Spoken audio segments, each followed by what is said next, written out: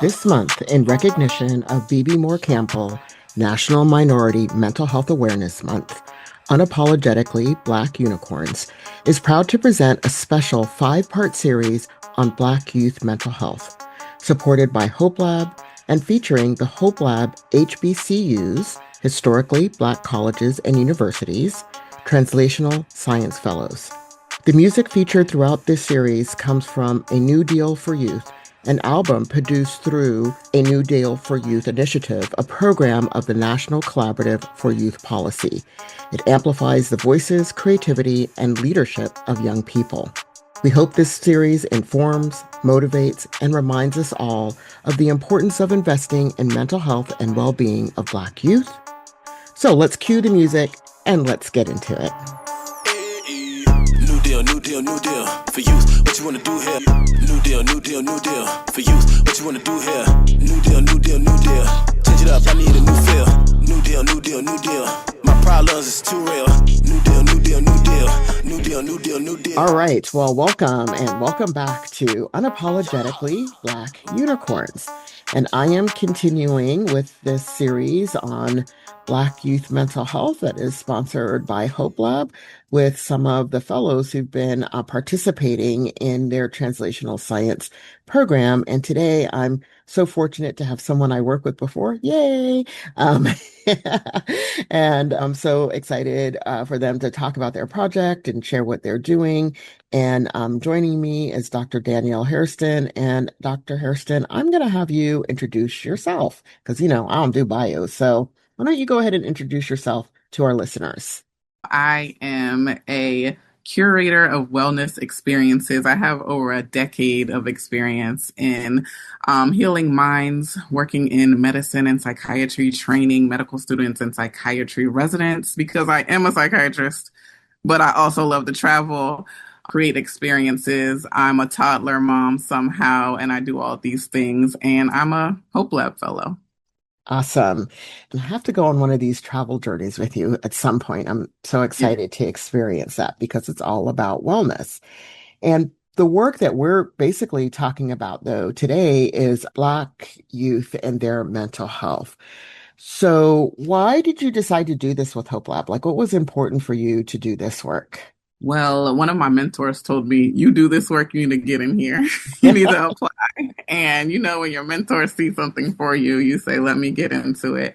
But I have this experience, one of educating and teaching, and I have this experience of planning travel experiences, wellness and enjoyment. And what we're doing isn't working. What's being done for Black youth has not been cutting it, right? So I figured if I do this for adults, if I do this for parents, if I do this for physicians out here, why don't I try this with youth? If we see that having enjoyment, doing things like yoga, meditation, mindfulness, traveling, if that works for adults in the Black community, if it brings them some enjoyment, some wellness, just free up themselves, why don't we start it early? So when I was presented with the opportunity, yes, I am a psychiatrist who works in the emergency department. I do not see kids usually unless they're coming in a crisis, but when they were investing in HBCUs, I said Howard needs to be a part of it and I need to be a part of it because we have to do something that's different. We can't do that same Eurocentric, paternalistic, you listen to me, you take these medications, you do what I say, and you don't contribute. So I figured, let me build something with the youth. I don't know too much about the youth. I'm not a child psychiatrist. No, but I am an emergency one and I see people in crisis. So what if I had some type of intervention? What if I did something before they got to that crisis and not me telling them what to do because, I'm young, but I'm not that young. So I don't know what they're doing. I need some help. I need some advice. Let me co-build this with them.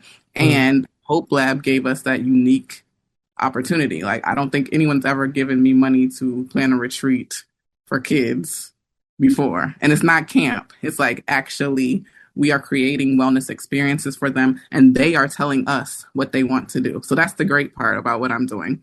Yeah. Building. They tell me, I say, oh, I thought this was right. They tell me no. Or they tell me yes. Or they tell me what needs to be done. So it's been an amazing experience and I've learned a lot. And I've also failed a little bit. What I thought would work, I learned I don't know anything. I don't know what platforms they want. They taught me about Discord. I didn't even know what that was. So I learned there. They Yeah. told me what they like to use, what they don't like to use. I learned don't just email them, okay? You got to text them Mm-hmm. multiple Mm-hmm. times if you Mm-hmm. want them to do something. Don't Yeah. send them an email. Send Yeah. their parents an email. But if you want some active participation, go ahead and text them. So I'm going to talk a little bit about the co-design feature of it and doing with young people rather than for young people and doing it alongside as you're doing it versus kind of like you've done it now, give me feedback, which is a very different kind of way of doing things. But before I get there, I want to talk a little bit too about why is it important for people to work with HBCUs? Like it was not like everybody who wants to do Black youth mental health come jump on board. It was really targeted to work with HBCUs on these translational science projects. So why do you think that's important? It's important because HBCUs are doing the work and have been doing the work historically. Legacy is like Howard University, Morehouse, Meharry, Drew have the legacy of doing the work, serving the people, serving the health needs of this country since enslavement. So we're here. Who else will be doing the work? It's when they say this is our mission, it's their really, truly our mission. So where else would you start if you want to work and make changes for marginalized groups like Black youth? Mhm. Where else? I don't know.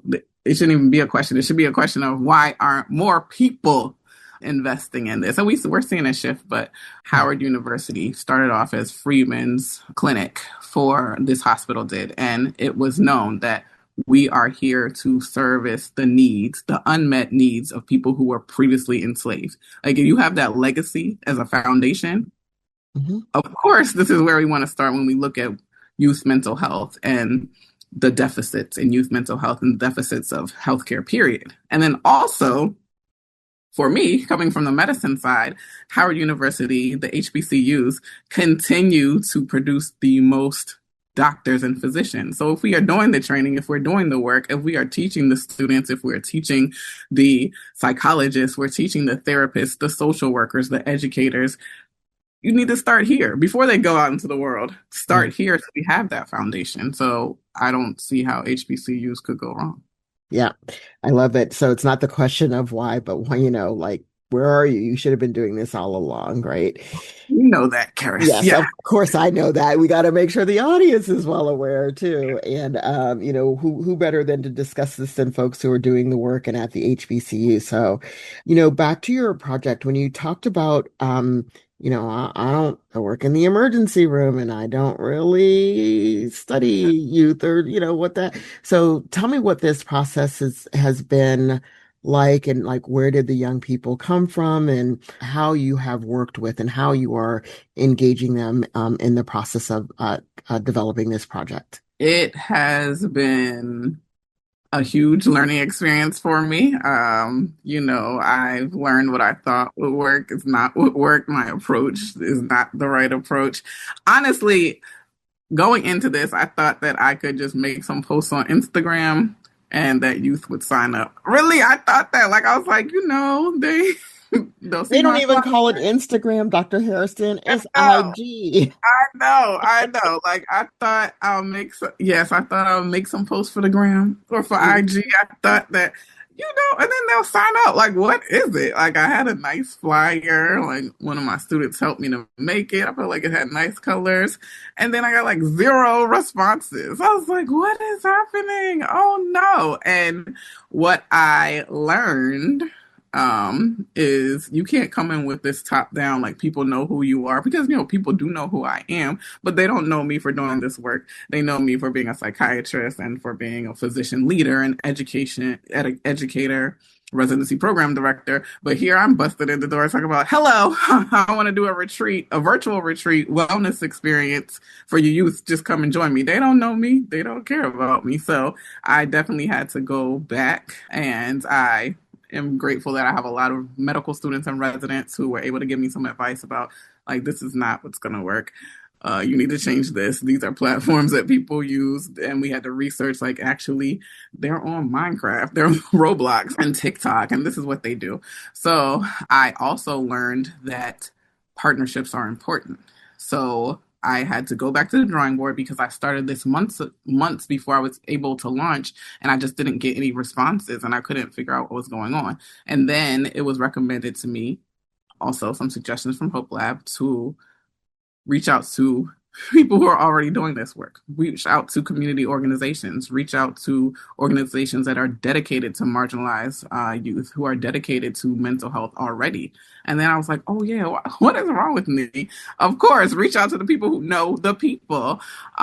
So I was able to reach out, and I'm talking about across the board. I'm talking about people that I went to undergrad with, people across the country. Like, you have this group, you do things for Black males in leadership who are growing. You do things for families in New Jersey. You do things, you have met with somebody in Kentucky. Like, yes, there are Black people in Kentucky doing this work for policy and advocacy, people who do hip hop work. And I was like, oh yes, and New York. And that's how I was able to gather a lot of my youth participants, by these other groups and reaching out to people who I've worked with across my lifespan to figure out who is doing this work, not necessarily mental health work, but just who are showing that they care and love and support youth. And that's where I was able to grow.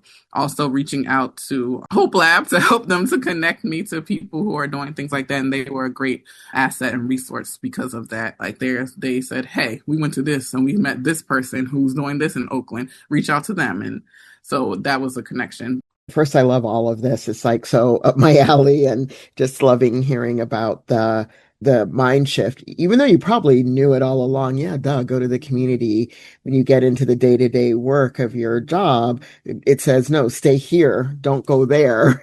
And so you probably were just practicing the way that you have to do, like, I was going to say 9 to 5, but you don't work 9 to 5. You work probably 9 to 9. When you're with the young people, how have they thought about, especially Black youth, about wellness? Like, how do they define it? How do they think about what, help them in their well-being, especially when you're doing it in a virtual platform? Like, how has that sort of evolved? Well, initially it was difficult to get them to talk. So they were just kind of sitting there, and some of them not turning on their cameras, some of them turning on their cameras. But I let them live. So if you don't want to turn on your camera today, or you need some time, that's fine. This is not pandemic virtual school. So, we do allow them to be in a liberated and safe space.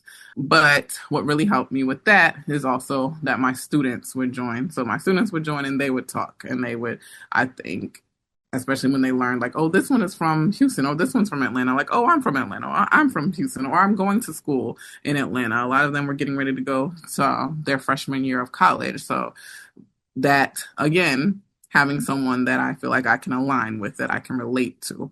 Like, I mean, yes, I try to be very relatable, but I'm 40. So, like, there's only so much relating we can do. But seeing someone, that's why I really wanted my students and residents to participate, because they were seeing people who are not that far away from them and learning, like, oh, there are psychiatrists who look like me. There are physicians. There are medical students. Like, this is something that's attainable for me. That contributed strongly to our success, right?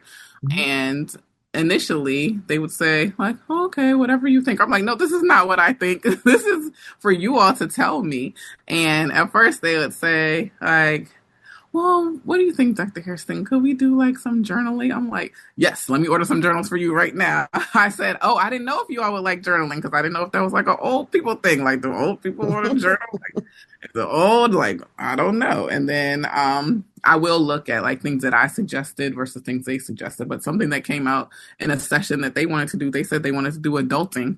Like, they wanted to have an adulting session. And I was like, okay, what do you want to know? And they're like, we don't even know, like, if you want to make something, like, how do you make it? Like, when you go to the grocery store, like, how do you know what to buy? How do you know, like, what's in this recipe? What do I get? How do I, like, if I see something, like, how do I make it for dinner? Like, if that's something that I want to do.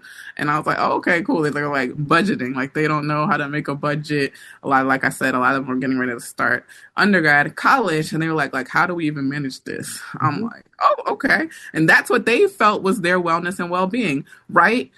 I hadn't even thought about that. I hadn't thought, like, y'all don't know how to Y'all don't know how to shop. You don't know how to make a grocery list. Like, you don't know how to figure that out.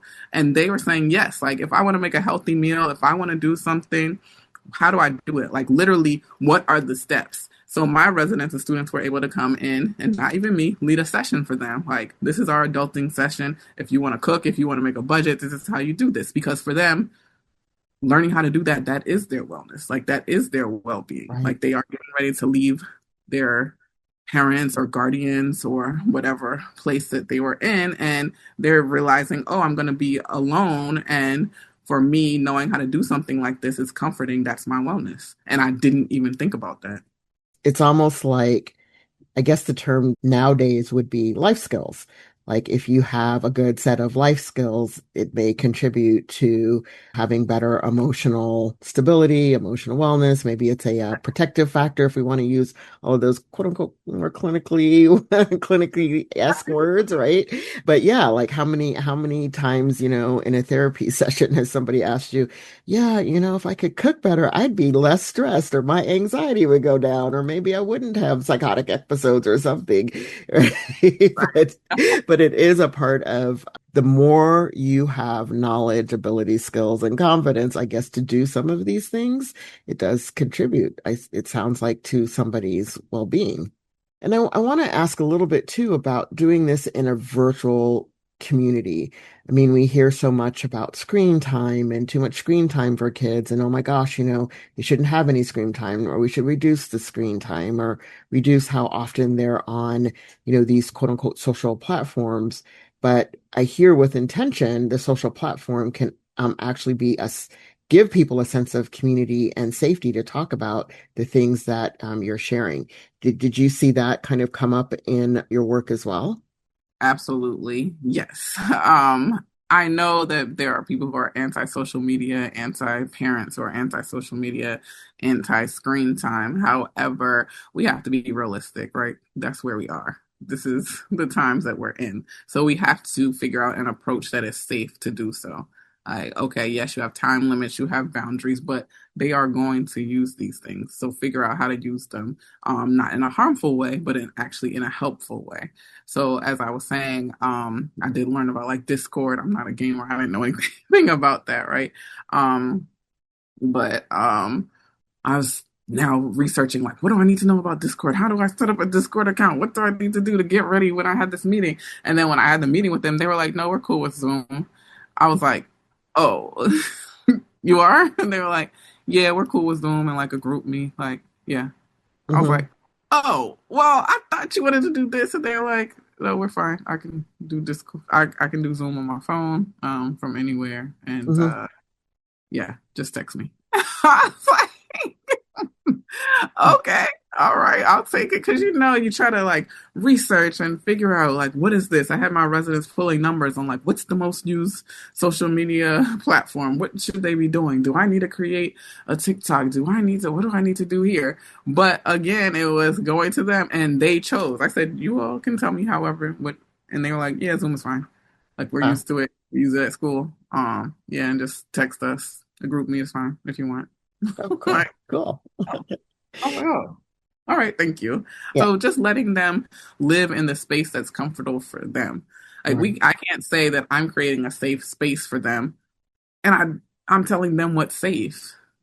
Like Hmm. you have to be a good, of course, a good parent, a good physician, a good person who's invested in their well-being, but you can't let anything harm them. But if they say that they want to do things in this way and that's what works for them, then just do it with, with caution, with intelligence, and be smart about it, Hmm. but with safety and protection. But we Hmm. can't move. And I've always said this because I'm one of the younger, less seasoned people, in my field and department is that we can't move in a way like this doesn't exist. Like y'all can't act like social media doesn't exist. You can't act like these platforms don't exist. Like they don't have tag and all of these things. Like you can pretend that they don't exist, but how does that help them? Right.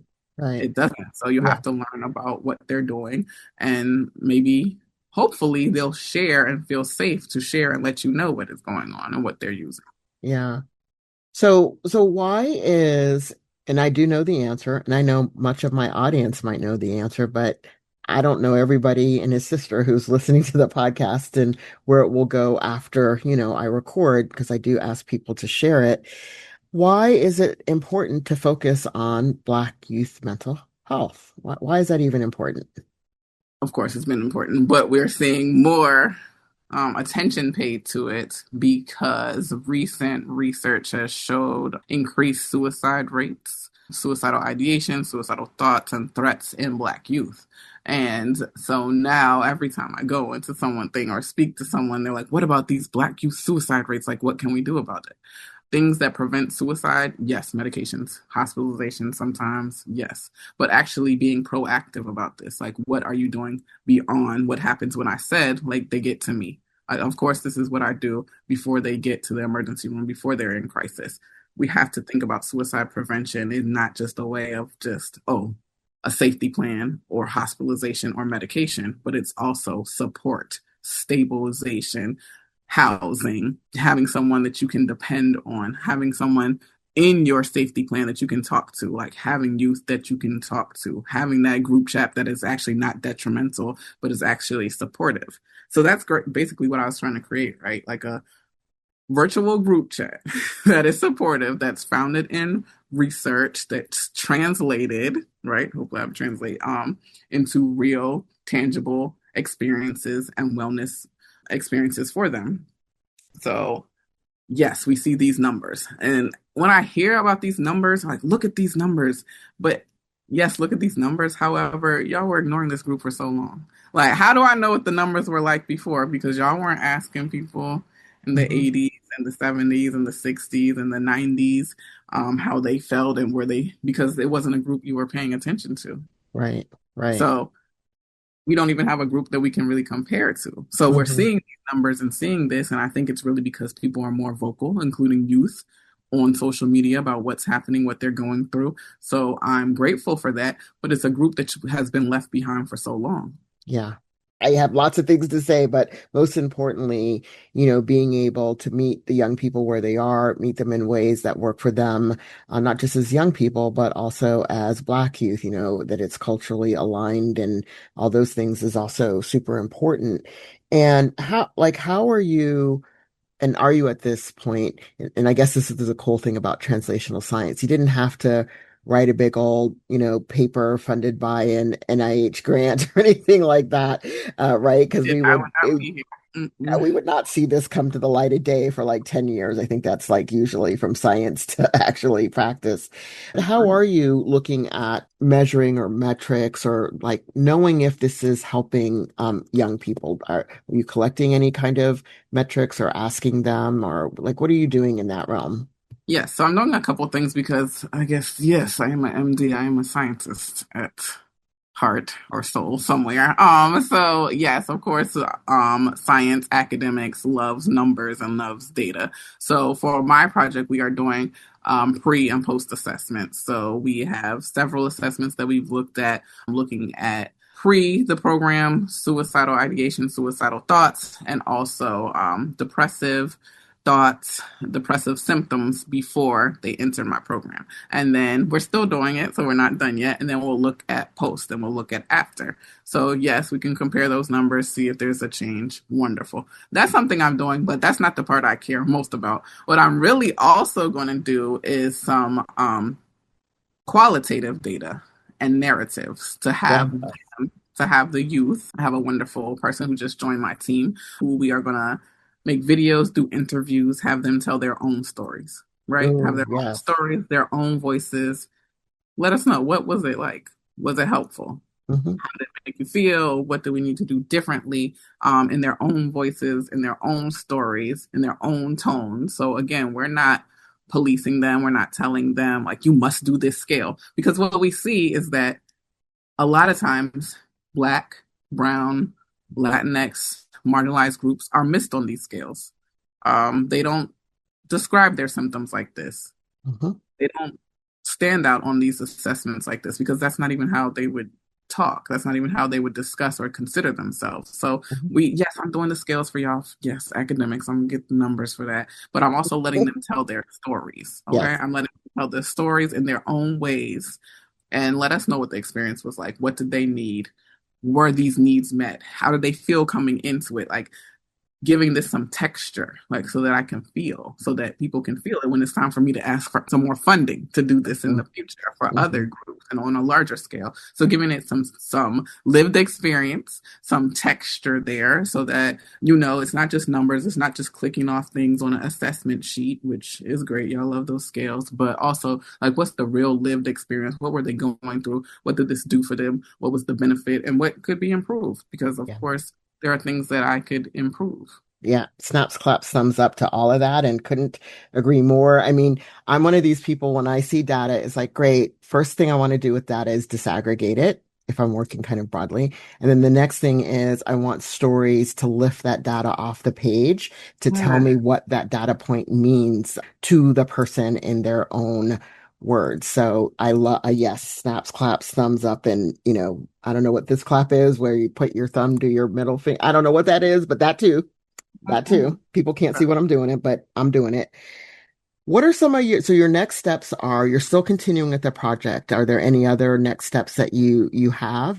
So do have the wellness activities with me that I curate and design with them. But they also have group therapy. So they have Oh, group therapy as well with one of my friends and colleagues, mhm. who is a child psychiatrist, because Mm, that's not my lane, and it's important that you bring in people mm, that is their lane. So mm. they have those healing support circles, and they bring what they would like to talk about there, and so we're continuing that for them, and they felt that it's very helpful, and we're working on all types of things, like I said, self-identity, character development, things like that. And we ultimately would like, we're trying that if my university approves my space, that we will have an in-person retreat for them. Listen, if you have a retreat space out there somewhere and you want to let some youth come, well, Oh, please find me. say it louder. What did you just Yeah, excuse me? What? we need a retreat space, Hmm, hmm. at a low to no cost, to bring my youth there. But that's the plan, is to have an Nice. in-person retreat. And then also I plan to use my funds to bring in another cohort and to have my current cohort act as mentors and support so that it continues to grow, Right. right? So it's not just a one-on, one-off. It's Yeah. actually sustainable support. So it's Awesome. restoration, yes, but it doesn't end here. Like I want it to Yes. continue. I want them to be in community. I want it to be ongoing support, and really a primary shift in how we've been doing things. Like I Right. want them to say, like, actually, social media and actually a virtual space has helped me in this way, and I'm now helping someone Other else. people. Right. Love that. Love that. So, a couple of years ago, former Surgeon General Vivek Murthy wrote a report about loneliness. I think the report was about loneliness, which really centers on isolation, belonging. I don't think COVID helped with any of that by any stretch of the imagination.